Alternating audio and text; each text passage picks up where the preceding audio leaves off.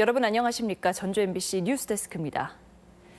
얼마 전 충북의 한 스포츠센터에서 화재로 30여 명이 숨지는 참사가 발생했죠. 피해가 엄청났던 원인으로는 소방인력 부족과 노후된 장비 문제도 꼽힙니다. 그렇다면 우리 지역 전라북도는 어떨까요? 오늘은 이 문제 집중 점검해 봅니다. 먼저 김하연 기자입니다. 부안의 한 야산에 불이 나 소방관들이 긴급 출동했습니다. 민가 바로 옆이어서 피해가 번질 수 있는 상황이었지만 출동 인원은 대여섯 명이 전부입니다. 이 중에 차량을 운전하고 소방 장비를 조작하는 운용요원 1명, 현장을 통제 지휘하는 지휘관 1명을 빼면 실제 불을 끌 수 있는 사람은 서너 명에 불과합니다. 수년째 인력 충원이 안 되다 보니 현장 대응은 그만큼 어려움이 따르고 있습니다.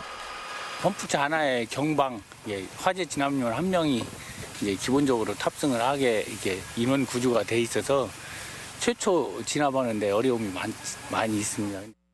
특히 농촌 지역의 경우 119 안전센터 한 곳의 담당 구역이 넓어 화재 현장 접근에도 어려움이 있습니다. 부안 119 안전센터의 경우도 멀게는 10km 넘게 출동에 나섭니다. 실제 3km 거리의 화재 현장에 출동하는 소방차를 따라가 봤습니다. 소요 시간은 8분 남짓, 화재 골든타임 5분이 금세 넘습니다. 센터 관할 중 가장 먼 곳으로 출동할 때면 30분이 걸리는 경우도 있습니다. 마을까지 상당히 먼 거리가 많이 있습니다. 화재 현장까지 출동하는데 시간도 많이 걸리는 구조로 되어 있습니다. 5분, 10분 지나면 거의 다 타다시피 돼서 화재 정말 취약 구조들이 많습니다. 인구 감소를 이유로 매번 지원에서 뒷전인 탓에 전북 지역의 농촌이 소방 안전의 사각지대로 내몰리고 있습니다. MBC 뉴스 김하연입니다. 소방 관서와 인력이 부족한 게 농어촌 지역의 문제라면 도시의 상황은 나을까요? 화재의 무방비인 건물은 급증하고 있고 소방차 진입을 막는 불법 주정차도 여전합니다. 이어서 박연선 기자의 보도입니다. 전주의 한 스포츠센터.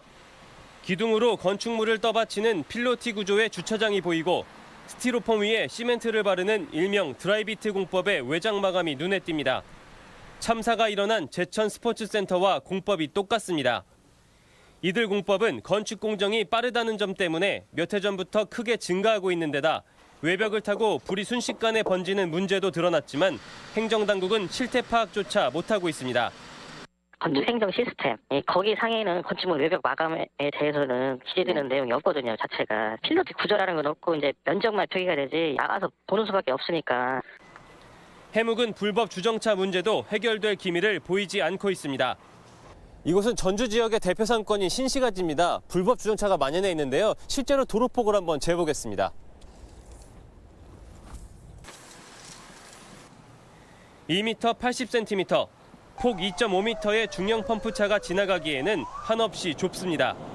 어떤 곳에서는 불법 주정차가 된 곳이 많이 있거든요.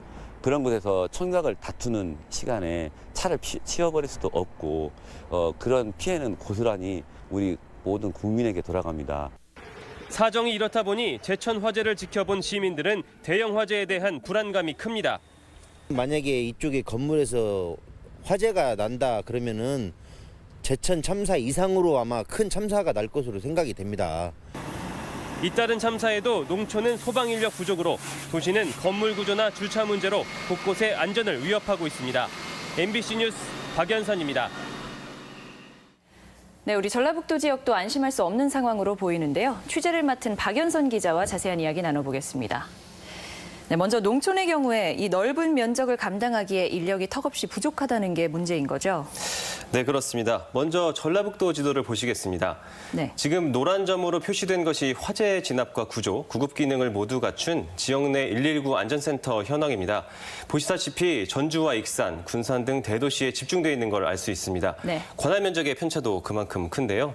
가장 작은 곳이 10제곱킬로미터 내외인데 임실 119 안전센터의 경우 관할 면적이 무려 600제곱킬로미터니까 60배 정도까지 차이가 나는 상황입니다. 네, 600제곱킬로미터가 어느 정도인지 가늠조차 안 되는데요. 이 넓은 지역을 몇 명이서 담당하고 있다는 건가요? 네, 임실 119 센터의 화재 진압 요원이 19명이니까 세계적으로 나누면 팀당 인원은 6명에 불과합니다. 네. 화재가 나면 정원이 4명인 펌프차 2대조차 운용하기 힘든 인원이죠. 무주와 친안, 순창 등 대부분 지역의 상황이 비슷합니다. 네. 그렇다면 현장에서는 볼멘 소리가 나올 수 있을 것 같은데요. 왜 이런 현상이 나타나는 건가요? 현장에서는 자리 만들기 때문이 아니냐 이런 말이 심심치 않게 들립니다. 네. 제가 취재 과정에서 여러 명의 현장 소방관들에게 들은 얘기로는요. 소방 간부 출신들이 현장보다는 내근을 선호한다 이런 말들이 있습니다. 현장보다 내근의 승진 가점이 주어지기 때문인데 이 때문에 내근 인력이 늘어났고 현장은 부족해지는 상황이 일어난 것이 아닌가 그런 분석들을 하고 있습니다. 네. 당장 해결책이 시급해 보이는데요. 어떤 방안이 있을까요? 네, 전북의 부족한 현장 법정 인력이 현재 1,000명이거든요. 네. 각 센터별 충원까지는 시간이 많이 걸릴 것으로 예상됩니다. 그렇다 보니까 내근을 줄이자는 의견들이 나오고 있는데 실제 전북 소방본부는 지난 2008년 각 소방서에서 지역별로 받던 119 신고를 본부로 통합해서 현장 대응력을 높이기도 했습니다. 타 지역에서는 복수의 소방서를 통합해 행정 인력을 줄이고 현장 인력을 늘린 경우도 있어서 정부의 인력 충원이 있기 전까지는 고려해 볼 만한 사례들로 생각됩니다. 네, 오늘 말씀 여기까지 듣겠습니다. 고맙습니다. 산업금제 폐지와 월급제 도입을 요구하며 고공농성을 이어가고 있는 택시 노동자들이 김승수 전주시장을 만나 사태 해결을 촉구했습니다. 대화에 물꼬를 텄다는 의미는 있었지만 방법론을 놓고서는 여전히 큰 입장차를 나타냈습니다. 한범수 기자가 보도합니다. 고공농성 138일. 완전 월급제를 위한 택시 노동자들의 투쟁이 계속되는 가운데 김승수 전주시장과의 면담이 성사됐습니다. 택시 노조는 이 자리에서 산업금제는 현행 여객자동차 운수사업법에 따라 엄연한 불법이라며 택시 사업자 등을 처벌하라고 요구했습니다. 헌법재판소나 대법원 판결이 명확합니다. 시민의 안전을 위해서 이 법을 만들었다. 탈세 방지를 위해서 이 법을 만들었다. 그러면 피해자는 시민이에요. 시민의 입장에서 이거 처벌해달라고 요구했으면 조사해서 처벌하면 되거든요. 이에 김 시장은 산업금제를 금지한 현행 법규가 택시 사업자뿐만 아니라 노동자까지 처벌하는 양벌 규정이라며 해결에 시간이 필요하다고 주장했습니다. 현장하고 꼭 적합한 법이라고 생각하세요? 한 번 50만 원, 또 50만 원. 이게 저는 그분들의 생계를 위협할 정도로 굉장히 큰 돈이라고 생각을 합니다. 그런데 그렇게 하면 1,400여 명의 우리 택시 하시는 우리 시민들께서 그러나 택시 노조는 전주시가 택시 노동자가 아닌 사업주의 눈치를 보느라 행정처분을 미루고 있다는 입장입니다. 실제 광주와 대전, 군산 등이 사업주들에 대한 우선적인 처벌을 내린 사례가 있는데도 전주시는 노동자를 핑계로 아무런 행정 조치도 하지 않았기 때문입니다. 제가 112기 지부장하면서 전국을 돌아다니면서 이렇게 처벌 안 하고 버티는 데는 전주시밖에 없다. 다른 데는 다 그걸로 처벌은 했어요. 다 근거 있어요. 우리는 산업금지에도 아무 문제 없대. 이미 이 소문을 다 나오고 있어요. 이 얼마나 그런지 이 사람들은 전업과에 대한 고민조차 하지 않는 거죠.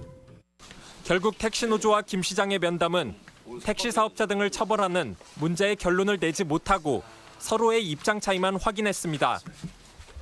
다만 사태 해결을 위해 부시장을 책임자로 하는 상시 대화 창구를 만들고 이달 말 택시 노동자 월급제 관련 토론회에 시도 참여하기로 약속해 합의의 여지를 남겼습니다. MBC 뉴스 한범수입니다. 전라북도 지역은 오늘 전주와 남원에서 초미세먼지 농도가 매우 나쁨 수준인 세제곱미터당 112 마이크로그램까지 오르는 등 대부분 지역에서 나쁨 수준을 보였습니다. 미세먼지 농도는 오후 들어 차츰 떨어져 현재는 보통 수준을 회복한 상태지만 주말인 내일부터 중국발 황사의 영향으로 수치가 다시 급격히 올라 주말 내내 나쁨 수준에 머무를 것으로 전망됩니다.